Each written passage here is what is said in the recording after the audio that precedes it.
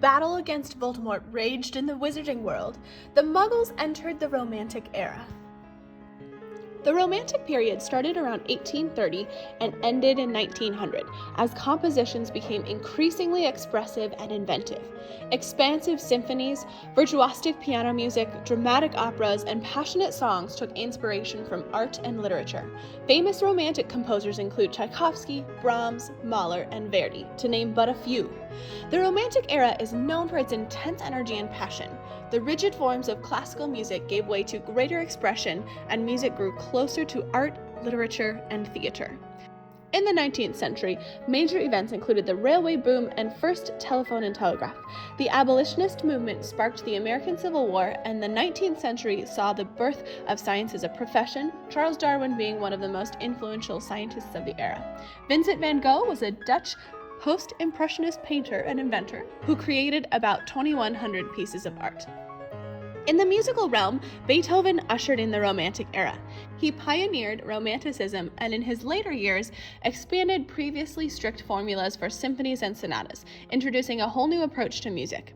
He gave his works references to other aspects of life. For example, his Pastoral Symphony No. 6 depicts countryside scenes. As well as symphonies, the tone poem and descriptive overture were popular as pieces of standalone orchestral music that evoked anything from a painting or poem to a feeling of nationalistic fervor. These pieces were known as program music, music that is intended to evoke images or convey the impression of events. Hector Berlioz expanded the programmatic concept in his own writing.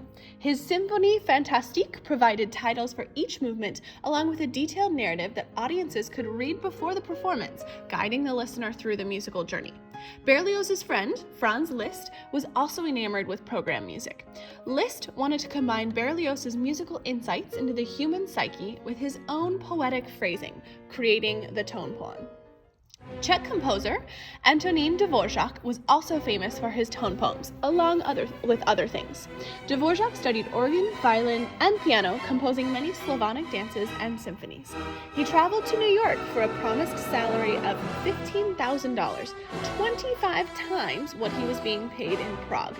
While in New York, he composed his famous New World Symphony and discovered his love of steamships and pigeons. The Romantic era also gave birth to the virtuoso.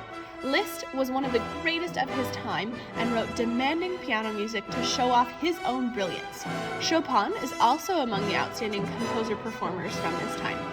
In the world of opera, cue the entrance of Verdi in the middle of the Romantic era.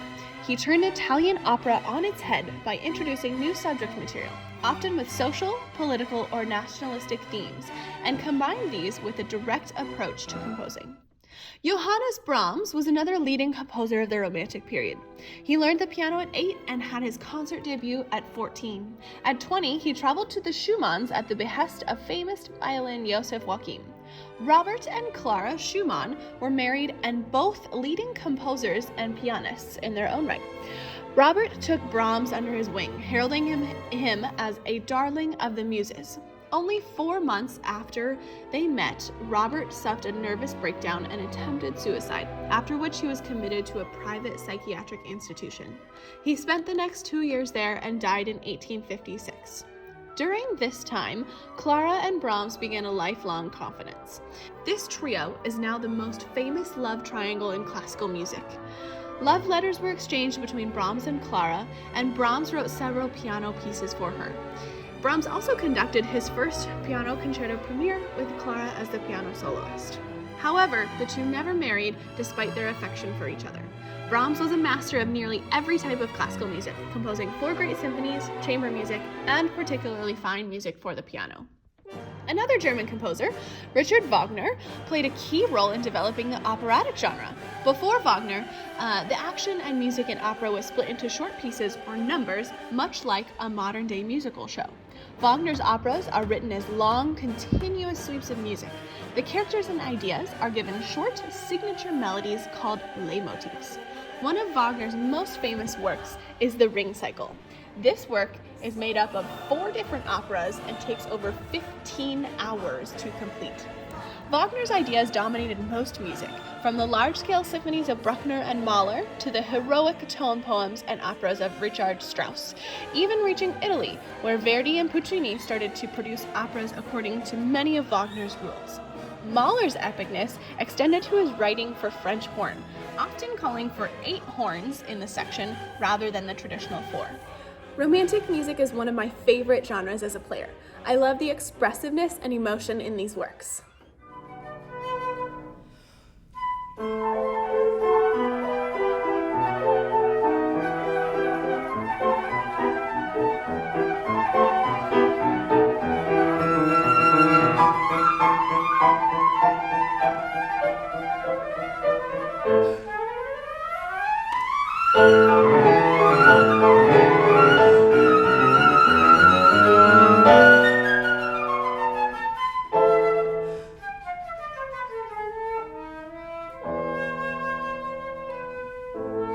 Ideas and compositions became more and more outlandish and inventive until the musical rules had to be rewritten, and the scene was set for the biggest change in music for centuries, the beginning of modernism.